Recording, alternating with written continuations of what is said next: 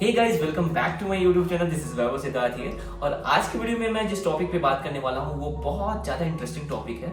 और वो टॉपिक कुछ ऐसा है कि एक्चुअली मेरे कमेंट सेक्शन में बहुत सारे कमेंट्स आते हैं कि भैया आपने अपना एमसीए एमआईटी मणिपाल से किया हुआ है या पीएस यूनिवर्सिटी से किया हुआ है।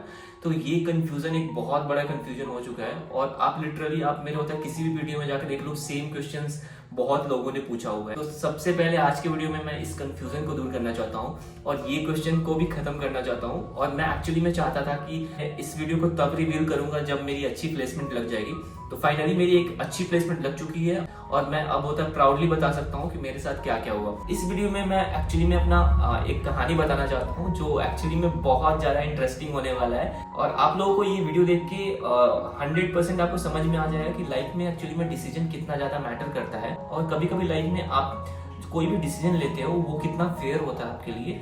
तो चलो हम इस कंफ्यूजन को दूर करते हैं। सबसे पहले मैं चलता हूँ 2021 में, जब मैंने होता है एमसीए के लिए अप्लाई किया था एमआईटी मणिपाल में।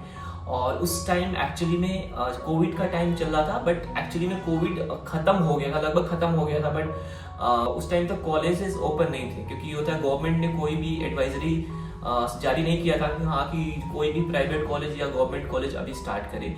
तो एक्चुअली में मैं बात करूँ कि मेरा जो भी एमआईटी मणिपाल का जो मैंने एडमिशन प्रोसेस किया था वो सब कुछ ऑनलाइन ही था। मैंने ऑनलाइन फीस वगैरह सब कुछ डाला हुआ था। उसके बाद हमारी क्लासेस स्टार्ट हो गई। हमारा जो होता है ऑनलाइन क्लासेस चले हुए थे, सितंबर और अक्टूबर तक चले हुए थे। अक्टूबर में होने के बाद उसके बाद होता है गवर्नमेंट ने ये कह दिया कि हाँ कि अब आप लोग होता है कॉलेज में आके पढ़ाई कर सकते हो। तो हमारे कॉलेज से भी एक नोटिफिकेशन आता है और इसमें ये होता है कि आप एमआईटी मणिपाल में आ सकते हो। तो हम लोग बहुत ज़्यादा एक्साइटेड थे और कहीं ना कहीं एक हमें बहुत ज़्यादा एक्साइटमेंट था कि हमें जाना है इतने बड़े कॉलेज में। एमआईटी मणिपाल एक बहुत बड़ा प्राइवेट कॉलेज है। तो उस टाइम NIRF रैंकिंग में एमआईटी मणिपाल का 6th रैंक आया हुआ था एंड बहुत एक्साइटिंग लगा था यार कि एमआईटी मणिपाल में मुझे जाना है। तो उसके बाद हम लोग एक्चुअली में नवंबर के स्टार्टिंग में हम लोग होता है एमआईटी मणिपाल में जाते हैं और हम लोग अपने जो पढ़ाई को कंटिन्यू करते हैं। और हमारा सब कुछ अच्छा चल रहा था, सब कुछ अच्छा चल रहा था। एंड एक्चुअली में होता है कि नवंबर और दिसंबर में हमने होता है फर्स्ट सेमेस्टर का जो पढ़ाई करना स्टार्ट कर दिया था। तो वैसे दिसंबर का लास्ट में हमारा था फर्स्ट सेम का एग्जाम होने वाला था। और वहाँ पे रूल ये था कि फर्स्ट सेम के एग्जाम से पहले आपको अपने होता है बीसीए के डॉक्यूमेंट को होता है सबमिट करना पड़ेगा। एंड बेसिकली प्रॉब्लम ये था कि मेरा जो बीसीए वाला जो कॉलेज था उसका लास्ट ईयर का डॉक्यूमेंट हमें होता है कि मिला ही नहीं था। एक्चुअली में लास्ट ईयर का रिजल्ट तक नहीं दिया था उन लोगों ने। तो प्रॉब्लम ये था कि अगर हमने होता है दिसंबर के लास्ट तक यानी 31 दिसंबर तक अपने डॉक्यूमेंट को सबमिट नहीं किया तो ये हो सकता है कि हमारा एडमिशन कैंसिल हो जाए और उसके बाद हमारा जो फीस भी नहीं मिले। तो वहाँ पे मेन सीन ये था कि मुझे वहाँ पे डिसीजन लेना था कि मुझे क्या करना। उस कॉलेज में होता है कि रह के रिस्क लेना है या 1 स्टेप पीछे लेना है और वहाँ पे एडमिशन को कैंसिल करा लेना है।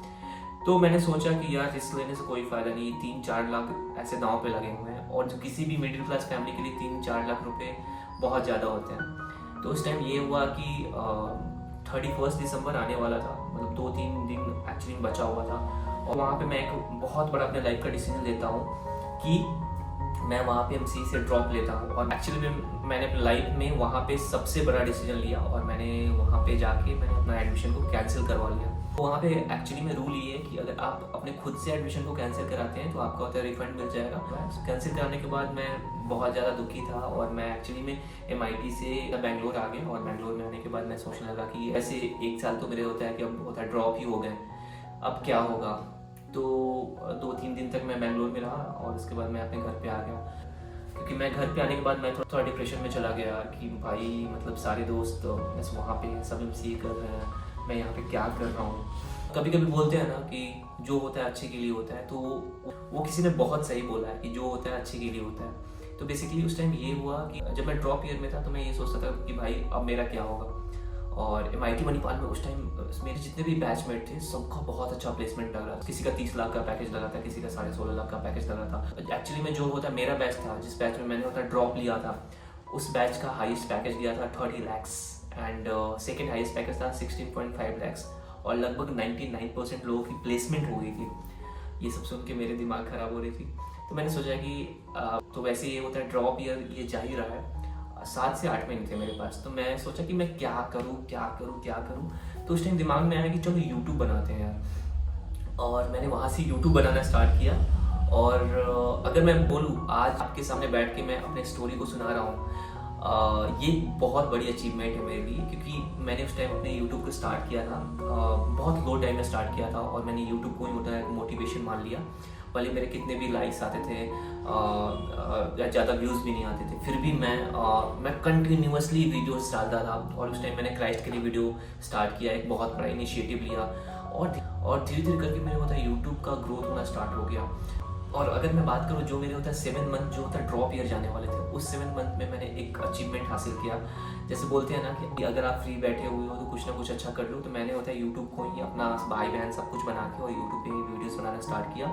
और आज मैं आपके सामने जो बैठ के बात कर रहा हूँ, बस उसी दिन के चलते अगर मैं MIT मणिपाल में ड्रॉप नहीं लेता तो शायद मैं आपके सामने बैठ के स्टोरी नहीं सुना रहा होता अपना। तो उसके बाद एक्चुअली में मेरी यूट्यूब्स बहुत अच्छा चलने लगी। और उसके बाद नेक्स्ट ईयर मैंने होता है PS यूनिवर्सिटी के लिए अप्लाई किया और होपफुली मेरा PS यूनिवर्सिटी में एडमिशन भी हो गया और यहाँ पे मैंने MCA को भी स्टार्ट कर दिया। एक्चुअली मैंने लाइफ से ये सीखा हुआ है ना कि लाइफ में आपके डिसीजन बहुत ज़्यादा मैटर करते हैं। मैं अपने लाइफ में उस जगह पे बैठा हूँ जहाँ पे मुझे होना चाहिए था। मैंने ये कभी नहीं सोचा था कि मेरी PS यूनिवर्सिटी से हाईएस्ट पैकेज लग जाएगी, और उसके बाद मैंने ये भी कभी नहीं सोचा हुआ था कि मेरी YouTube इतनी अच्छी हो जाएगी, मेरे 2 चैनल्स चलेंगे YouTube पे और आप लोग मेरे वीडियोस को देख के मोटिवेट हो गए। तो मैंने ये सब कभी भी नहीं सोचा हुआ था। एंड वो बोलते हैं ना कि लाइफ में जो होता है वो सही होता है। तो उसके बाद मैंने होता है PS से मैंने MCA को स्टार्ट किया। और जब मैं PS में आया तो यहाँ पे बहुत सारी चीज़ें सीखी जो मैंने MIT मणिपाल में नहीं सीखी हुई थी। मैंने PS में सीखा कि how to start your own startup, और ये सब सीखने के बाद मैंने अपना एक स्टार्टअप भी स्टार्ट किया जो आज बहुत अच्छा चल रहा है। उसका नाम इंटरव्यूशाला है, डिस्क्रिप्शन में लिंक है, वहाँ पे जाके आप देख सकते हो। तो यहाँ पे मैंने होता है PS में बहुत कुछ सीखा। और जिस टाइम मेरा होता है PS में मेरा प्लेसमेंट हुआ, उस टाइम एक्चुअली में प्लेसमेंट बहुत कम हो रही थी, पूरे इंडिया में प्लेसमेंट बहुत कम हो रही थी। और आपने ये भी सुना होगा कि IITs और NITs जैसे जो कॉलेज में भी होता है 30% 40% स्टूडेंट का प्लेसमेंट ही नहीं हो रहा था। उस टाइम हमारी कॉलेज में भी बहुत कम कंपनीज आ रही थी और बैठने का भी मौका बहुत कम ही मिल रहा था। तो मुझे कहीं ना कहीं ये रिग्रेट हुआ था ना कि काश मैं MIT मणिपाल में रहता तो मेरी अभी तक प्लेसमेंट लग गई होती और मैं अभी तक ये सब स्ट्रगल नहीं कर रहा होता। तो PS यूनिवर्सिटी में लगभग होता है 25+ कंपनी में होता है रिजेक्ट होने के बाद मेरी प्लेसमेंट होती है एक इंटरनेशनल कंपनी में जो मेरे लिए one of the best company थी, और वो मेरे डिपार्टमेंट के लिए भी one of the best company थी। और आज मैं एक सक्सेसफुल होता है यूट्यूबर हूँ और मेरे पास एक बहुत अच्छी पैकेज भी है। एक्चुअली मैं होता है प्राउडली मैं बोल सकता हूँ कि मैंने अपने लाइफ में जो होता है डिसीजन लिया वो मेरे लिए बहुत अच्छा था। तो कभी कभी लगता है ना कि लाइफ में कि जो होता है वो सही होता है, तो कभी कभी होता है गलत भी हो जाता है, तो लोग बोलते हैं नहीं जो हुआ वो सही हुआ।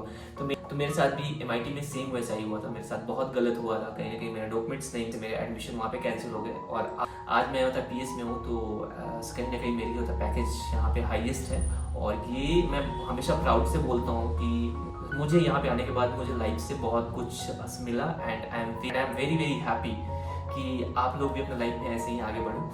तो एक्चुअली में यही थी एक स्टोरी। बहुत लोग हमेशा मेरे से पूछते थे कि भाई आप PS से हो या MIT मणिपाल से हो। आई होप कि आपने इस स्टोरी को सुनने के बाद आपको 100% ये होता पता लग गया होगा कि अब मैं किस कॉलेज से हूँ। मैंने MIT से अपना MCA ड्रॉप किया था, उसके बाद मैं PS में आया और अभी मैं PS से ग्रेजुएट कर चुका हूँ फाइनली, और एक अच्छी प्लेसमेंट भी लग गई है। उसके साथ साथ मैं आप लोगों की हेल्प भी करता हूँ, यूट्यूब पे बहुत सारे वीडियोस बनाता हूँ, बेंगलोर के कॉलेज के लिए आपको सजेस्ट करता हूँ, रिव्यूज़ वीडियो बनाता हूँ। सो आई होप कि आपको मेरी स्टोरी बहुत इंटरेस्टिंग लगी होगी और कहीं ना कहीं आपको थोड़ा सा ये लगा होगा कि लाइफ में जो होता है वो बुरा नहीं होता है। अगर आपको लगता है कि ये स्टोरी आपके लिए बहुत ज़्यादा इंस्पायरिंग है तो please like subscribe and share कर देना। And I hope you like this video. If you like this video then please like subscribe and share जरूर कर देना। Thank you so much for watching my video. Bye.